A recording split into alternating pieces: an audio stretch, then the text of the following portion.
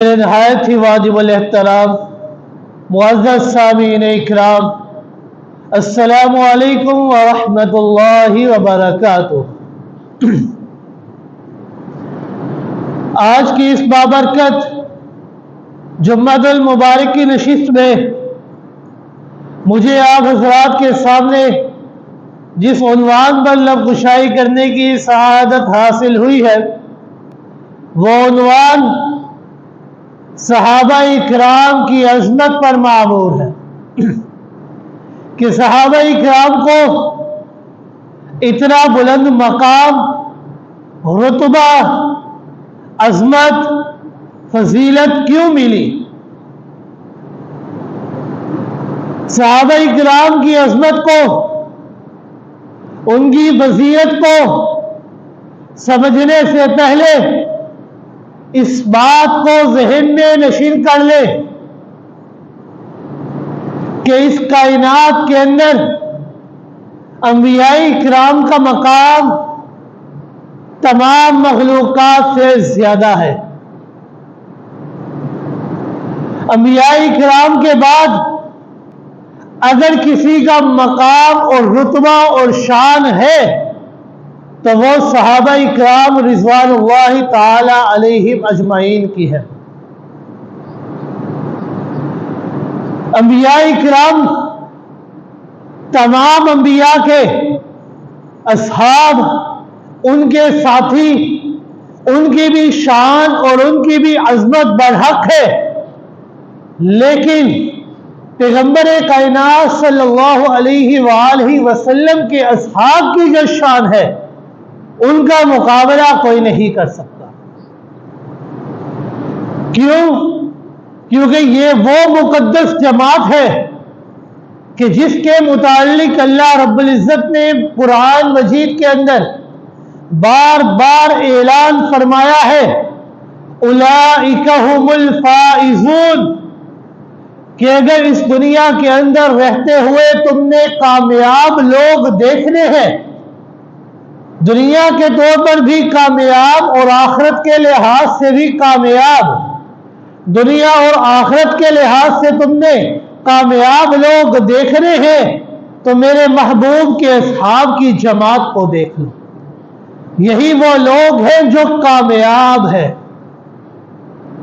ایک مقام پر اللہ رب العزت نے ارشاد فرمایا، فَإِنْ آمَنُوا بِمِثْلِ مَا آمَنْتُمْ بِهِ فَقَدِ اهْتَدَوْا، کہ اگر کسی شخص نے ایمان قبول کرنا ہے تو اس کا طریقہ یہ ہے کہ وہ ویسے ایمان لے کر آئے جیسے میرے محبوب کے اصحاب ایمان لے کر آئے ہیں، وہ ویسے مانے جیسے میرے محبوب کے اصحاب نے مانا ہے۔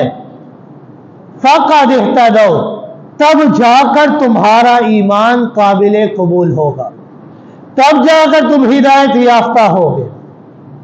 یہ وہ مقدس ترین جماعت ہے کہ جس جماعت کے متعلق رب کائنات نے اعلان فرمایا ہے کہ یہ میرا لشکر ہے، یہ میری جماعت ہے۔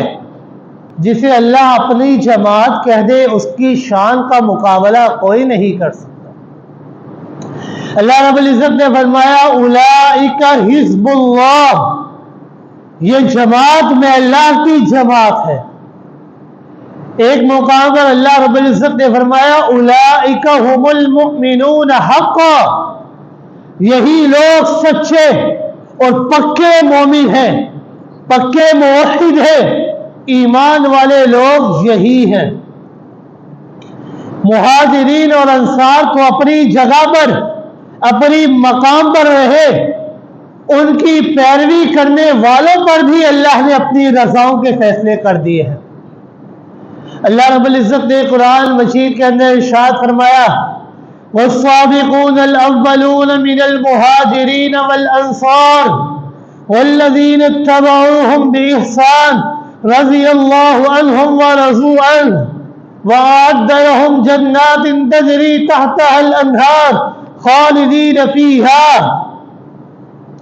کہ سبقت کرنے والے مہاجرین، وہ مہاجرین کہ جنہوں نے اپنے گھر بار کو چھوڑ کر ہجرت فرما لی، وہ مہاجرین کہ جنہوں نے اپنے مال و دولت کی، اپنی زمینوں کی، اپنی عیشوں کی پرواہ نہ کی، بلکہ ہر چیز کو قربان کر کے اللہ کی راہ میں ہجرت فرما لی۔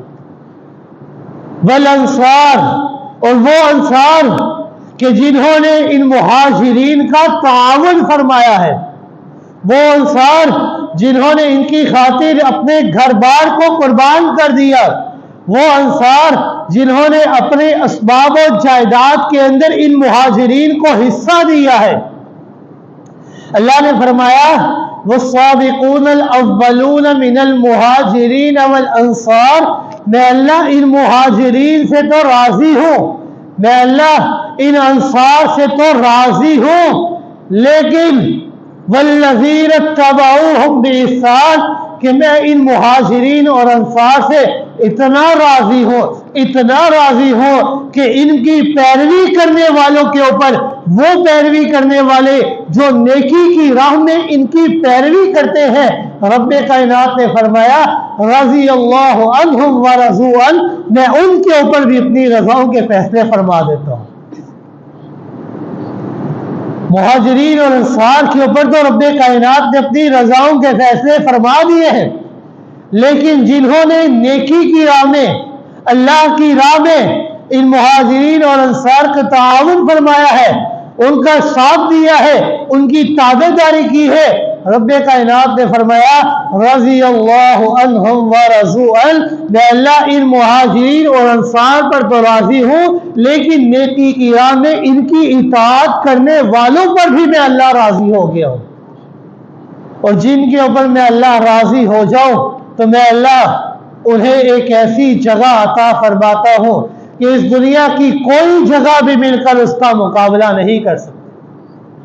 اللہ رب العزت نے فرمایا وَأَعَدَّ لَهُمْ جَنَّاتٍ تَجْرِي مِن تَحْتِهَا الْأَنْهَارُ، کہ میں اللہ ان کے ساتھ جنت کا وعدہ کرتا ہوں، میں اللہ ان سے جنت کے باغات کا وعدہ کرتا ہوں، ایسے باغات تحتها الْأَنْهَارُ کہ ان باغات کے نیچے ہمیشہ نہریں بہا کرتی ہیں، خالدین فیہا، کہ وہ اس جنت کے اندر، ان باغات کے اندر ہمیشہ ہمیشہ رہیں گے، ان کے اس جنت کے اندر داخل ہونے کے بعد کوئی نہیں نکالے گا۔ کیوں؟ ذالک الفوز العظیم، یہ جنت کا حصول یہی بہت بڑی کامیابی ہے، اس سے بڑھ کر کامیابی اور کوئی نہیں ہے۔ اگر ہم قرآن مجید کی تلاوت کریں تو ہمیں بے شمار آیات ایسی مل جاتی ہیں کہ جو صحابہ اکرام کی عظمت کو لوگوں کے سامنے واضح کر دیتی ہے کہ اللہ رب العزت نے ان کو اتنا بلند مقام کیوں عطا فرمایا ہے۔ سوال یہ ہے صحابہ اکرام کو رب کائنات نے اتنا بلند مقام کیوں عطا فرمایا ہے؟ تو اس کے لیے ہمیں 3 باتوں پر غور و فکر کرنا ہوگا کہ صحابہ اکرام کو جو بلند مقام ملا ہے، جو رتبہ ملا ہے، جو عظمت ملی ہے، اس کی وجہ یہ ہے کہ ان کے قلوب کے اندر، ان کے دلوں کے اندر 3 باتیں ایسی پختہ ہو گئی ہیں جو کبھی باہر نہیں نکالی گئی۔ وہ 3 باتیں کون سی ہیں؟ پہلی بات کہ اللہ کی عظمت، اللہ کا رتبہ، اللہ کا مقام ان کے دلوں کے اندر پختہ ہو گیا۔ دوسری بات کہ رسول اکرم صلی اللہ علیہ وآلہ وسلم کی عظمت ان کے دل کے اندر پختہ ہو گئی۔ اور تیسری بات کلام الہی کی عظمت ان کے دلوں کے اندر پختہ ہو گئی۔ اب ان تینوں کی وضاحت کرتا ہوں۔ سب سے پہلی چیز کہ اللہ کی عظمت صحابہ اکرام رضوان اللہ تعالی علیہم اجمعین کے قلوب کے اندر، دلوں کے اندر اس قدر پختہ ہوئی کہ رب کائنات نے ان کی تائید پر بار بار قرآن کا نزول فرمایا ہے۔ اللہ رب العزت نے قرآن مجید کے اندر ارشاد فرمایا لَقَدْ سَمِعَ اللَّهُ قَوْلَ الَّذِينَ قَالُوا إِنَّ اللَّهَ فَقِيرٌ وَنَحْنُ أَغْنِيَاءُ سَنَكْتُبُ مَا قَالُوا وَقَتْلَهُمُ الْأَنْبِيَاءَ بِغَيْرِ حَقٍّ وَنَقُولُ ذُوقُوا عَذَابَ الْحَرِيقِ ذَلِكَ بِمَا قَدَّمَتْ أَيْدِيكُمْ وَأَنَّ اللَّهَ لَيْسَ بِظَلَّامٍ لِّلْعَبِيدِ۔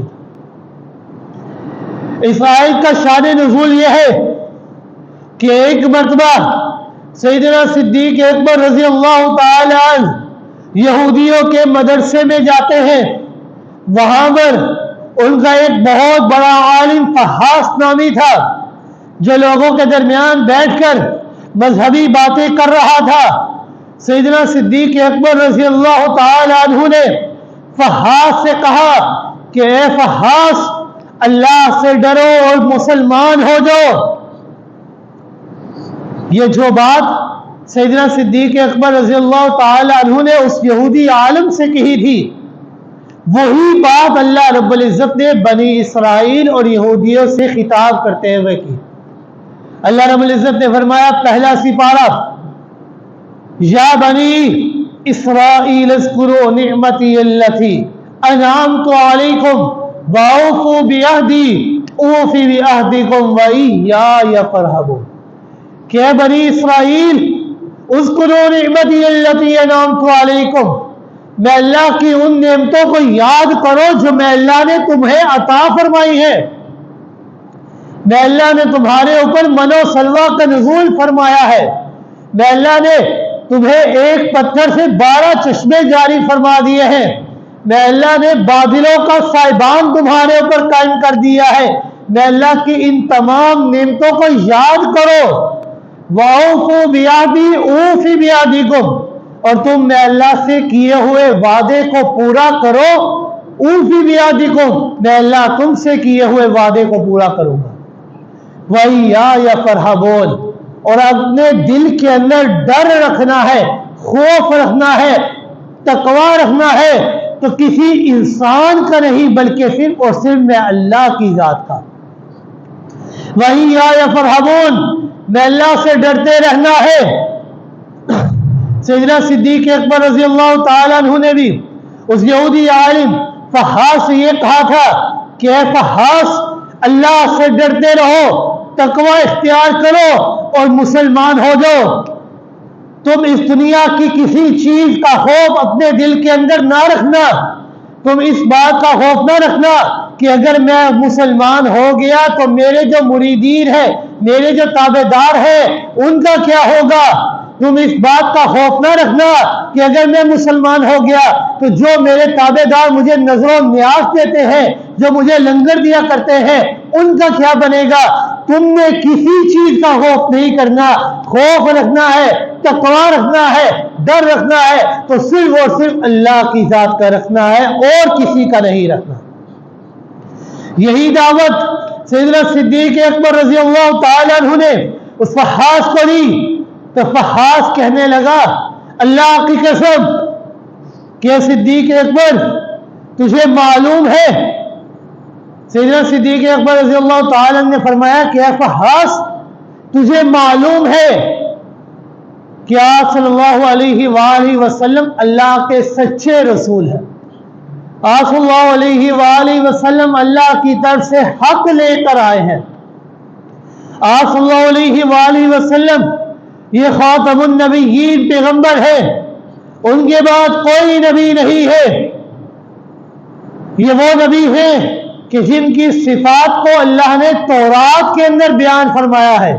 یہ وہ نبی ہیں کہ جن کی صفات کو اللہ نے انجیل کے اندر بیان فرمایا ہے، بلکہ رب کائنات نے فرمایا بل جاء بالحق وصدق المرسلین، کہ یہ وہ نبی ہے جو حق کی تائید کیا کرتے ہیں، جو حق کو لے کر آئے ہیں اور تمام انبیاء کی صداقت کی تصدیق کیا کرتے ہیں، ان کی صداقت کی تصدیق کیا کرتے ہیں۔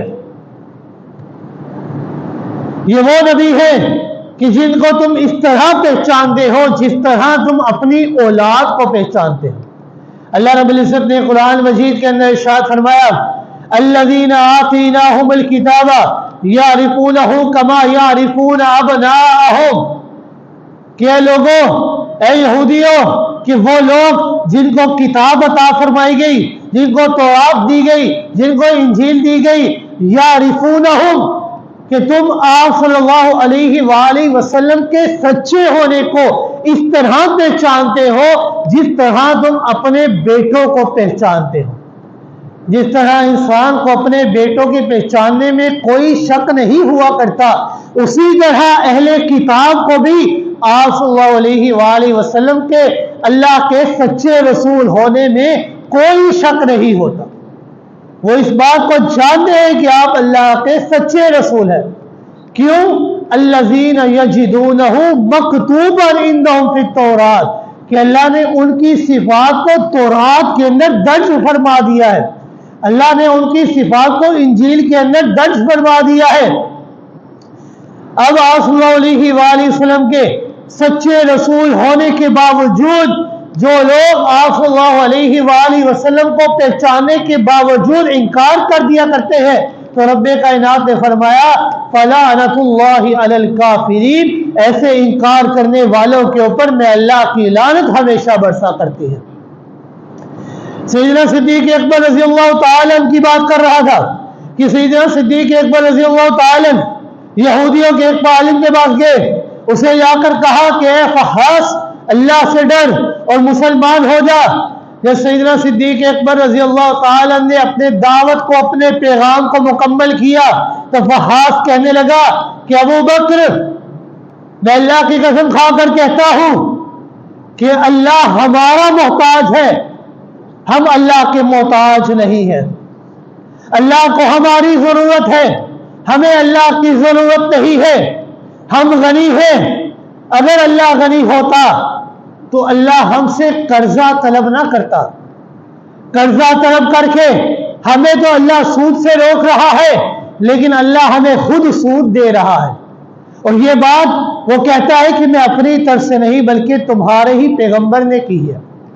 کہ پیغمبر کائنات صلی اللہ علیہ وآلہ وسلم نے فرمایا کہ رب کائنات نے ارشاد فرمایا من ذا الذی یقرض اللہ قرضا حسنا فیضاعفہ لہ اضعافا کثیرا، کون ہے وہ شخص جو میں اللہ کو قرضہ دے، قرض حسنہ دے، پھر میں اللہ اس کے بدلے میں اسے کئی گنا بڑھا کر عطا کروں گا.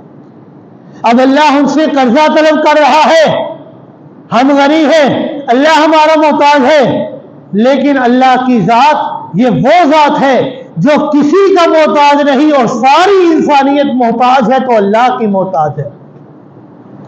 اس محاذ نے کہا کہ اللہ ہمارا محتاج ہے، لیکن اللہ کی شان یہ ہے انما امرہ اذا اراد شیئا ان یقول لہ کن فیکون، کہ اگر میرا اللہ کسی کام کا ارادہ فرما لے تو وہ صرف کن کہتا ہے تو وہ کام ہو جایا کرتا ہے. فیکون، وہ کام ہو جاتا ہے. یہ کن کا بھی لفظ جو اللہ نے فرمایا ہے یہ بھی ہم انسانیت کو سمجھانے کے لیے فرمایا ہے.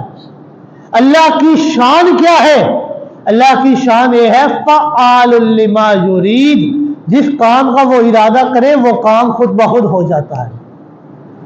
بلکہ اللہ کی شان تو یہ ہے لا یسأل عما یفعل وهم یسألون، وہ جو چاہے سو کرے، اس سے کوئی پوچھنے والا نہیں ہے.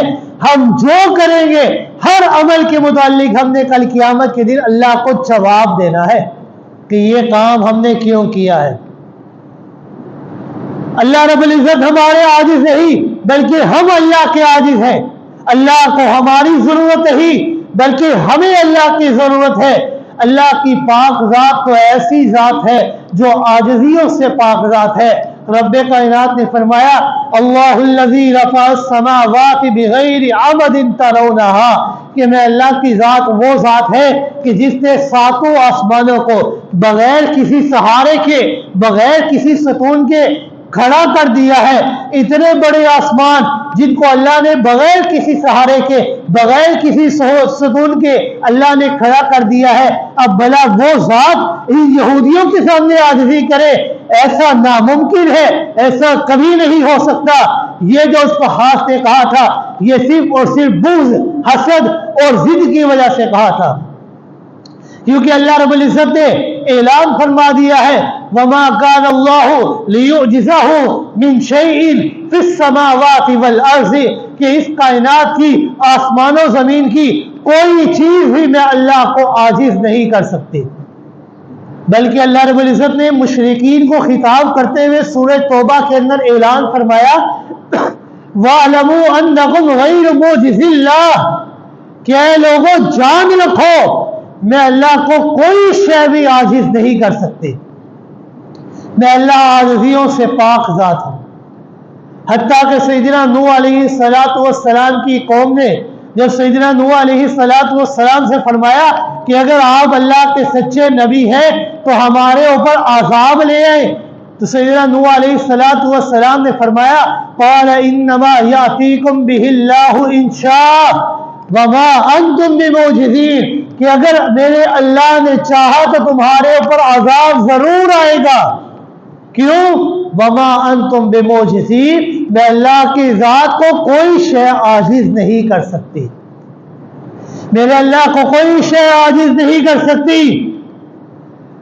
اب وہ یہودی عالم کہہ رہا تھا کہ اللہ ہمارے سامنے عاجزی کرتا ہے، اللہ کو ہماری ضرورت ہے، ہم غنی ہیں، ان اللہ فقیر ونحن اغنیاء اللہ ہمارا محتاج ہے، ہم غنی ہیں، ہم مالدار ہیں، اللہ ہم سے قرضہ طلب کر رہا ہے۔ حالانکہ سود دینا اور اللہ کے راستے میں مال کو خرچ کر کے کئی گنا ثواب کا حاصل کرنا یہ اور بات ہے۔ اگر انسان اللہ کا حکم مان کر اللہ کے راہ میں غریبوں پر، یتیموں پر، مسکینوں پر اپنا مال خرچ کرتا ہے تو اس کے بدلے میں جو اللہ کئی گنا بڑھا کر واپس کرتا ہے، بے انتہا اجر و ثواب عطا کرتا ہے، تو اس کا نام سود نہیں ہے۔ اس کی مثال اللہ رب العزت نے خود دی ہے۔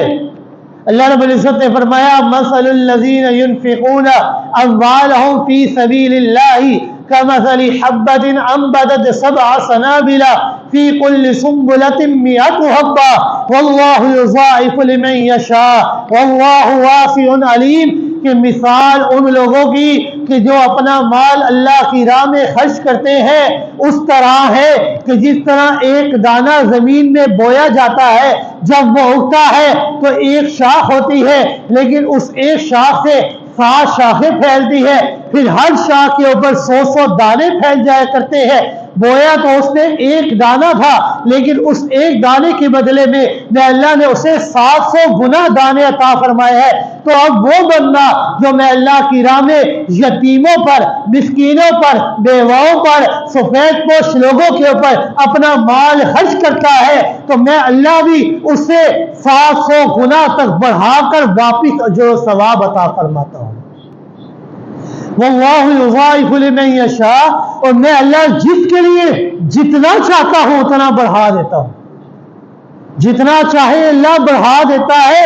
یہ بڑھانے کی شرط ہے انسان کی نیت کے اوپر کہ انسان کی نیت جس قدر خالص ہوگی اللہ اتنا ہی اس کا ثواب بڑھا دیتے ہیں۔ واللہ واسع علیم اللہ بڑی وسعت والے اور بڑی ہی جاننے والے ہیں۔ بہرحال جب سیدنا صدیق اکبر رضی اللہ تعالی نے جب اس یہودی عالم کی اس بات کو سنا کہ اللہ ہمارا محتاج ہے، ہم غنی ہیں، ان اللہ فقیر ونحن اغنیاء کہ نعوذ باللہ اللہ ہمارا محتاج ہے، ہم غنی ہیں، تو یہ گستاخانہ کلمات سننے کے فوراً بعد سیدنا صدیق اکبر رضی اللہ تعالی عنہ نے اس یہودی کے منہ کے اوپر تھپڑ مار دیا۔ سیدنا صدیق اکبر رضی اللہ تعالی عنہ نے فرمایا کہ اللہ کی قسم اگر تم یہودیوں سے ہمارا معاہدہ نہ ہوا ہوتا تو میں اس دشمن خدا کا سر تن سے جدا کر دیتا، لیکن میں اس معاہدے کی پاسداری کی بنا پر تمہارا سر تن سے جدا نہیں کر رہا۔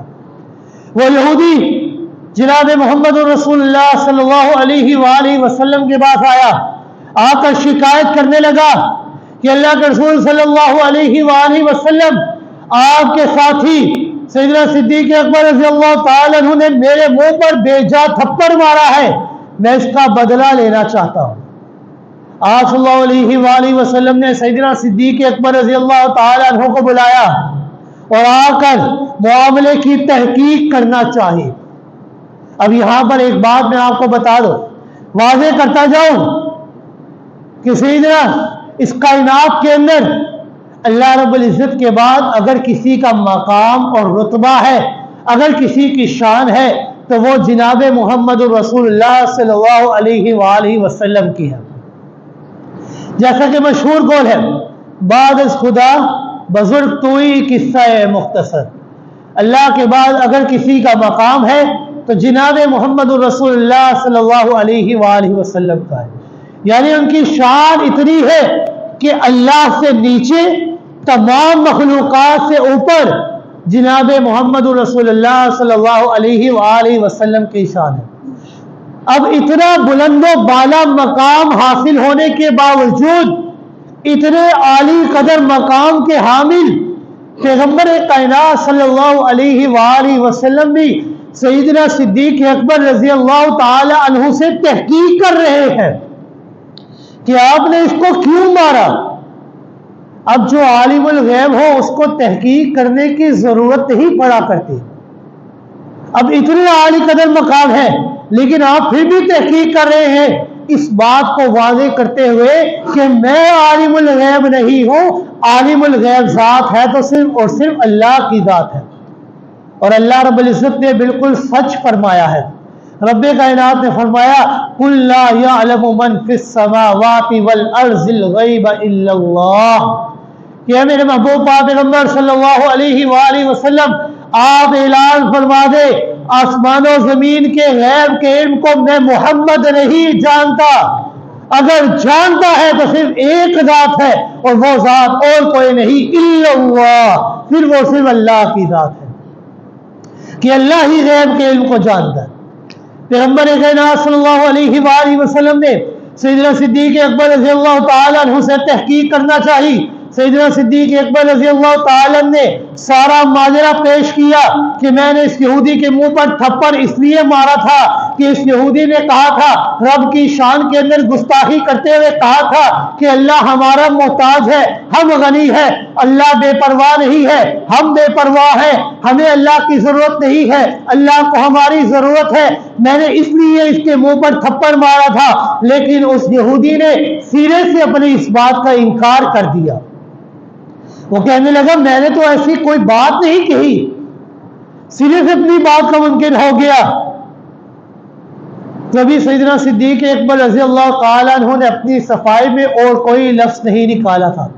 رب کائنات نے پیغمبر کائنات صلی اللہ علیہ وآلہ وسلم کے اوپر قرآن کا نزول فرمایا، وہی نازل کی اور فرمایا لَقَدْ سَمِعَ اللَّهُ قَوْلَ الَّذِينَ قَالُوا إِنَّ اللَّهَ فَقِيرٌ وَنَحْنُ أَغْنِيَّاءُ سَنَكْتُبُ مَا قَالُوا وَقَتْلَهُمُ الْأَنْبِيَاءَ بِغَيْرِ حَقٍّ وَنَقُولُ ذُوقُوا عَذَابَ الْحَرِيقِ کہ میرے محبوب پاک پیغمبر صلی اللہ علیہ وآلہ وسلم میں صدیق اکبر کی گواہی خود دیتا ہوں، رب کائنات گواہی دے رہے ہیں لقد سمع اللہ، میں اللہ نے اس یہودی کی بات کو خود سنا ہے، میں اللہ گواہی دیتا ہوں کہ اس یہودی نے کہا تھا ان اللہ فقیر ونحن اغنیاء کہ میرا اللہ محتاج ہے، ہم غنی ہیں، میں اللہ گواہی دے رہا ہوں۔ اب سیدنا صدیق اکبر رضی اللہ تعالی عنہ کی تائید کس نے کی؟ رب کائنات نے کی۔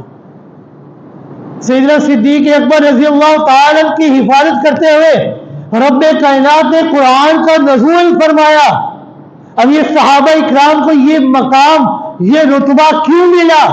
کیونکہ ان کے دل کے اندر اللہ کی عظمت، اللہ کی عزت اس قدر پختہ ہو گئی تھی کہ اگر اللہ کی شان کے اندر کوئی بھی گستاخی کرتا تو وہ اپنی جان و مال کی پرواہ نہ کرتے، بلکہ اللہ کی شان میں گستاخی کرنے والے کے منہ پر تھپڑ مار دیا کرتے تھے، اور رب کائنات ان کی حفاظت کرتے ہوئے قرآن کا نزول فرمایا کرتے۔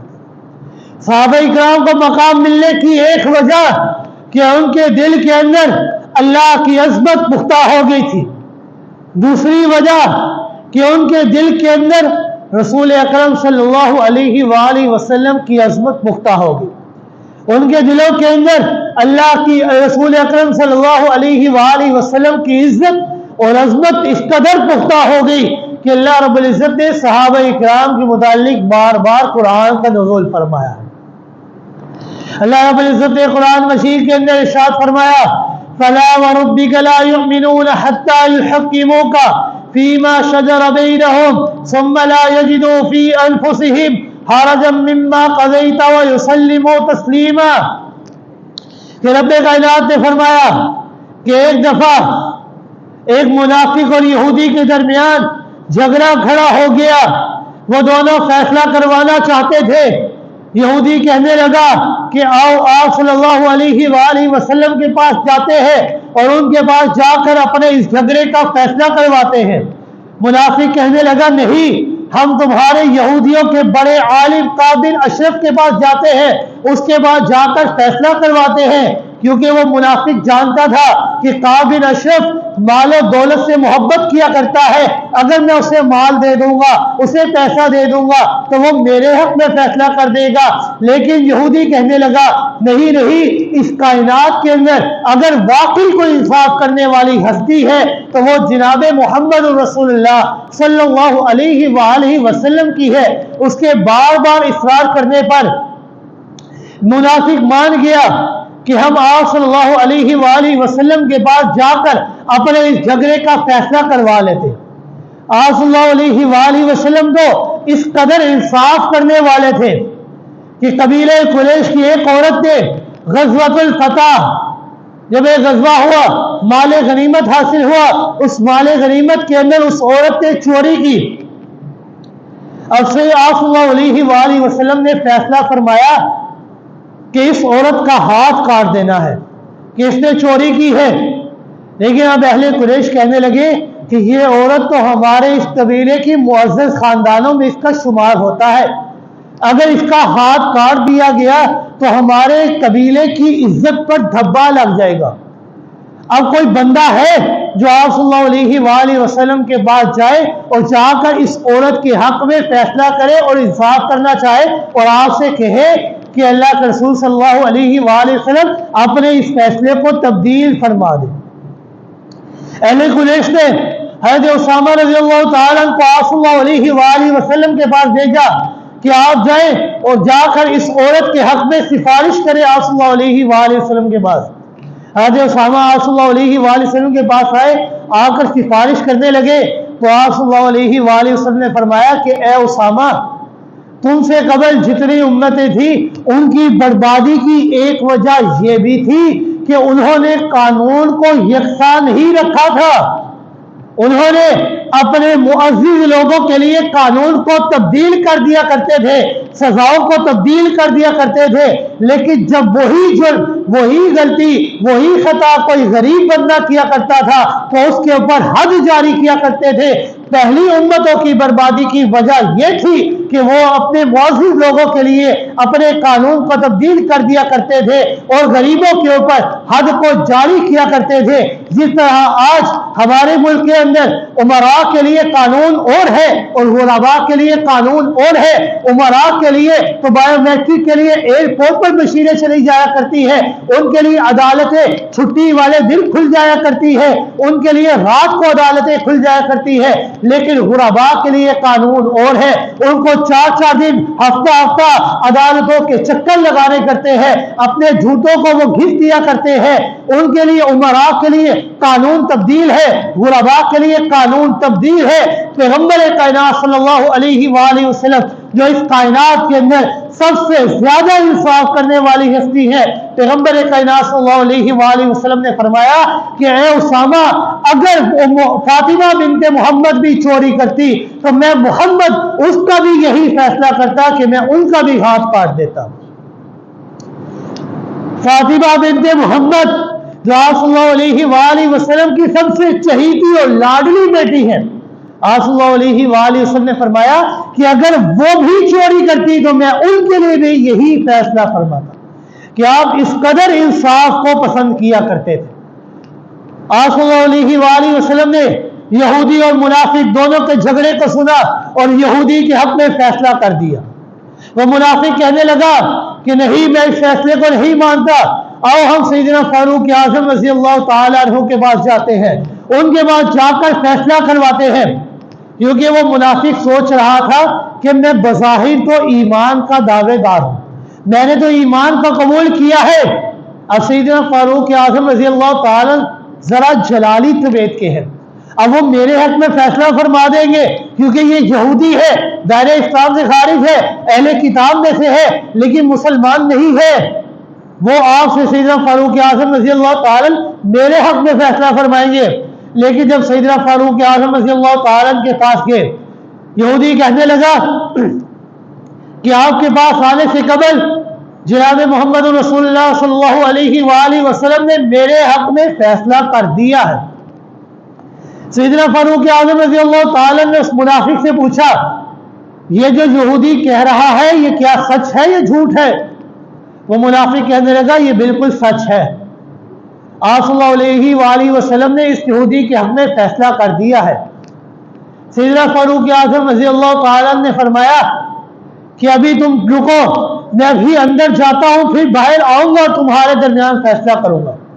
سیدنا فاروق اعظم رضی اللہ تعالیٰ اندر گئے، نیام سے تلوار نکالی، ننگی تلوار لے کر باہر آئے اور آ کر اس منافق کا سرتن سے جدا کر دیا اور فرمایا کہ جو محمد رسول اللہ صلی اللہ علیہ وآلہ وسلم کے فیصلے کو نہیں مانتا، میں فاروق اعظم اس کا یہی فیصلہ کرتا ہوں کہ آپ کے فیصلے کے بعد اگر کوئی بندہ آپ کے فیصلے کے اندر شک رکھے، اس کے اندر کوئی گنجائش ڈھونڈنا چاہے، تو میں سیدنا فاروق اعظم اس کے حق میں یہی فیصلہ کروں گا کہ اس کا سرتن سے جدا کر دوں گا۔ اب اس منافق کے گھر والے آپ صلی اللہ علیہ وآلہ وسلم کے پاس آئے، آ کر شکایت کرنے لگے کہ سیدنا فاروق اعظم رضی اللہ تعالی نے ایک مسلمان کا ناحق قتل کیا ہے، ہمیں انصاف چاہیے۔ آپ صلی اللہ علیہ وآلہ وسلم نے سیدنا فاروق اعظم رضی اللہ تعالیٰ کو بلایا اور پھر سے تحقیق کرنا چاہیے، اس بات کو واضح کر دیا کہ عالم الغیب والشہادہ، ہر ظاہر اور پوشیدہ چیز کو اگر کوئی ذات جانتی ہے تو صرف اور صرف اللہ کی ذات جانتی ہے، اور کوئی ذات نہیں جانتی۔ انہ خزائن العلم، اللہ کے پاس ہر غیب کے خزانے موجود ہیں اور کسی کے پاس نہیں ہے۔ سیدنا فاروق اعظم رضی اللہ تعالی نے آپ صلی اللہ علیہ وآلہ وسلم کو اپنا معاملہ پیش کرنے کے لیے اپنے لب کو کھولنے ہی لگے تھے کہ رب کائنات نے قرآن مجید کا نزول فرمایا اور ارشاد فرمایا فَلَا وَرَبِّكَ لَا يُؤْمِنُونَ حَتَّى يُحَكِّمُوكَ فِيمَا شَجَرَ بَيْنَهُمْ ثُمَّ لَا يَجِدُوا فِي أَنفُسِهِمْ حَرَجًا مِّمَّا قَضَيْتَ وَيُسَلِّمُوا تَسْلِيمًا کہ میرے محبوب پاک پیغمبر صلی اللہ علیہ وآلہ وسلم کہ جو بندہ آپ کا فیصلہ کر لینے کے بعد اس فیصلے کے اندر شک و شبہ رکھتا ہے تو اس کا یہی انجام ہوگا، کیونکہ وہ دائرہ اسلام سے خارج ہو جاتا ہے۔ جب آپ نے فیصلہ کر دیا تو آپ کے فیصلہ کرنے کے بعد اس فیصلے کے اندر شک و شبہ کی کوئی گنجائش نہیں ہوا کرتی، کیونکہ کامل ایماندار وہی ہوگا کہ جو آپ کے فیصلے کو مانے اور آپ کے فیصلے کے اندر اختلاف نہ کرے۔ اللہ رب العزت نے فرمایا فَقَدِ اهْتَدَوْا، ایمان تمہارا تب قبول ہوگا جب تم ان تین شرائط کے اوپر عمل کرو کہ تمہارا اگر کسی معاملے کے اندر اختلاف ہوا ہے تو اس اختلاف کے اندر آپ کے فیصلے کے اوپر عمل کرو، آپ صلی اللہ علیہ وآلہ وسلم سے فیصلہ کرواؤ۔ اور دوسری شرط کہ جب آپ نے فیصلہ کر دیا تو فیصلہ کر لینے کے بعد اس فیصلے کے اندر تنگی نہ رکھو اپنے دل کے اندر، اور اپنے دل کے اندر اس فیصلے کے لیے تنگی نہ رکھو، کوئی شک و شبہ نہ رکھو۔ اور تیسری بات کہ آپ کے فیصلے کو اس طرح ماننا چاہیے جس طرح ماننے کا حق ہے۔ اب سیدنا فاروق اعظم رضی اللہ تعالی نے آپ صلی اللہ علیہ وآلہ وسلم کی عظمت اور عزت ان کے دل کے اندر اس قدر پختہ تھی کہ جب ان کے فیصلے کو کوئی نہیں مانتا تو سیدنا فاروق اعظم رضی اللہ تعالی نے اس منافق کا سرتن سے جدا کر دیا۔ رب کائنات نے صحابہ اکرام کو یہ بلند و بالا مقام کیوں عطا فرمایا، ان کو یہ مقام رتبہ کیوں ملا؟ اس کی وجہ یہ ہے کہ ان کے دل کے اندر اللہ کی عظمت ہے، ان کے دل کے اندر رسول اکرم صلی اللہ علیہ وآلہ وسلم کی عظمت موجود ہے۔ اور تیسری چیز کہ ان کے دل کے اندر کلام الہی کی عظمت موجود ہے، کلام الہی کی اس قدر عظمت موجود ہے کہ جب قرآن کا فیصلہ آ جاتا ہے تو صحابہ کرام اپنے فیصلے کو تبدیل کر دیا کرتے ہیں. سیدنا فاروق اعظم رضی اللہ تعالی بخاری شریف کی روایت ہے، حضرت عبداللہ ابن عباس رضی اللہ تعالی فرماتے ہیں کہ عیینہ بن حسن جو اپنے بھتیجے حضرت حور بن قیس سے فرمانے لگا کہ سیدنا فاروق اعظم رضی اللہ تعالی کے پاس جائے اور ان کے پاس جانے کے لیے میری اس لیے اجازت طلب کرے. میں سیدنا فاروق اعظم رضی اللہ تعالی سے ملاقات کرنا چاہتا ہوں، ملاقات کی اجازت طلب کرے. حضرت حور بن قیس یہ وہ صحابی ہیں کہ جن کو سیدنا فاروق اعظم رضی اللہ تعالی کے پاس ایک بڑا ہی اعلیٰ مقام حاصل ہے کہ آپ ان کے پاس ہمیشہ رہا کرتے تھے، ان کے ساتھ ہمیشہ رہا کرتے تھے. عیینہ بن حسن اپنے بھتیجے حور بن قیس سے کہتا ہے کہ میں سیدنا فاروق اعظم رضی اللہ تعالی سے ملاقات کرنا چاہتا ہوں، آپ ان کے پاس جائیں اور جا کر ان سے ملاقات کی اجازت طلب کریں. حضرت حور بن قیس نے اجازت طلب کی. عیینہ بن حسن آئے اور آ کر کہنے لگا کہ اے سیدنا فاروق اعظم رضی اللہ تعالی، آپ ہمیں مال غنیمت سے، آپ ہمیں بیت المال سے اتنا وظیفہ نہیں دیا کرتے، آپ ہمیں ہماری ضرورت کے مطابق وظیفہ نہیں دیتے، آپ ہمارے درمیان انصاف نہیں کرتے. عیینہ بن حسن نے جب سیدنا فاروق اعظم رضی اللہ تعالی کو فرمایا کہ آپ ہمارے درمیان انصاف نہیں کرتے، وہ فاروق اعظم کہ جن کے انصاف کے چرچے آج بھی اس دنیا کے اندر موجود ہیں، ساری کائنات کے اندر ان کے انصاف کے چرچے موجود ہیں، وہ سیدنا فاروق اعظم رضی اللہ تعالی جب بیت المقدس کو فتح کرنے کے لیے گئے، جب بیت المقدس کے قریب پہنچے تو سیدنا فاروق اعظم رضی اللہ تعالی کے غلام کی باری تھی سواری پر سوار ہونے کی. تو اس غلام کہنے لگا کہ سیدنا فاروق اعظم رضی اللہ تعالی آپ سواری پر سوار ہو جائے، اگر لوگوں نے دیکھ لیا کہ آپ جو بادشاہ ہے، امیر المؤمنین ہے، آپ سواری کی لگام کو پکڑ کر آ رہے ہیں اور غلام سواری کے اوپر سوار ہے تو لوگ کیا سوچیں گے. لیکن سیدنا فاروق اعظم نے فرمایا نہیں، باری اب تمہاری آتی ہے، باری تمہاری ہے. میں فاروق اعظم انصاف پسند ہوں، جب باری تمہاری ہے تو میں فاروق اعظم تمہاری باری نہیں لے سکتا، اب تمہاری باری ہے سوار ہونے کی، لہذا تم ہی سوار ہوگے. یعنی اس قدر انصاف پسند تھے. سیدنا فاروق اعظم رضی اللہ تعالی کو عیینہ بن حسن نے کہا کہ آپ انصاف نہیں کر رہے. سیدنا فاروق اعظم رضی اللہ تعالی کو غصہ آیا اور اس عیینہ کو مارنا چاہا، لیکن حضرت حور بن قیس رضی اللہ تعالی نے فوراً کلام الہی کی تلاوت فرمائی اور فرمایا خذ العفو وامر بالعرف واعرض عن الجاہلین. کہ سیدنا فاروق اعظم رضی اللہ تعالی آپ اس کو معاف کر دیں اور نیکی کا حکم دیں، کیونکہ اللہ رب العزت نے قرآن مجید کے اندر ارشاد فرمایا ہے وَأَعْرِضْ عَنِ الْجَاهِلِينَ کہ جاہلین سے ہمیشہ اعراض ہی کرتے رہے. وَإِنَّ هَذَا مِنَ الْجَاهِلِينَ اور یہ عیینہ بن حسن یہ جاہلوں میں سے ہے، یہ آپ کے مقام اور رتبے سے آگاہ نہیں ہے، لہذا آپ اس کو معاف کر دیں. حضرت حور بن قیس نے جب سیدنا فاروق اعظم رضی اللہ تعالی کے سامنے یہ تلاوت فرمائی، کلام الہی کی تلاوت فرمائی، سیدنا فاروق اعظم رضی اللہ تعالی عنہ کا غصہ فوراً ٹھنڈا ہو گیا. سیدنا فاروق اعظم رضی اللہ تعالی نے جو اس کو مارنا چاہتے تھے لیکن اس کو مارا نہیں. سیدنا فاروق اعظم رضی اللہ تعالی نے اس کو صرف مارا ہی نہیں بلکہ اس کو معاف بھی کر دیا کہ تمہاری اس غلطی کی میں تمہیں معافی کر دیتا. اب وہ سیدنا فاروق اعظم رضی اللہ تعالی وہ صحابہ کرام کہ جب کلام الہی کی تلاوت ان کے سامنے کی جاتی تھی تو فوراً اپنے فیصلے کو تبدیل کر دیا کرتے تھے. جو کلام الہی کا فیصلہ ہوا کرتا تھا کلام الہی کے فیصلے کے اوپر عمل کیا کرتے تھے. تو اللہ رب العزت نے صحابہ کرام کو بلند و بالا مقام کیوں عطا فرمایا کہ ان کے دل کے اندر اللہ کی عظمت موجود ہے، ان کے دل کے اندر رسول اکرم صلی اللہ علیہ وآلہ وسلم کی عظمت موجود ہے، ان کے دل کے اندر کلام الہی کی عظمت موجود ہے کہ جب اللہ کا فیصلہ آ گیا، جب رسول اکرم کا فیصلہ آ گیا، جب کلام الہی کا فیصلہ آ گیا تو اپنے فیصلے کو رد کر دیا کرتے تھے اور ان کے فیصلے کو ترجیح دیا کرتے تھے.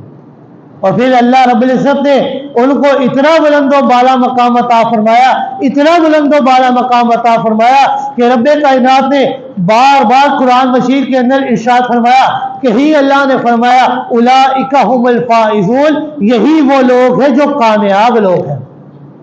यही अल्लाह ने फरमाया उलाइका हुमुल मुफलिहून, यही वो लोग हैं जो कामयाबी के हकदार लोग हैं। यही अल्लाह ने फरमाया उलाइका हुमुल मुमिनून हक्का, यही वो लोग हैं कि जो सच्चे और पक्के मोमिन हैं।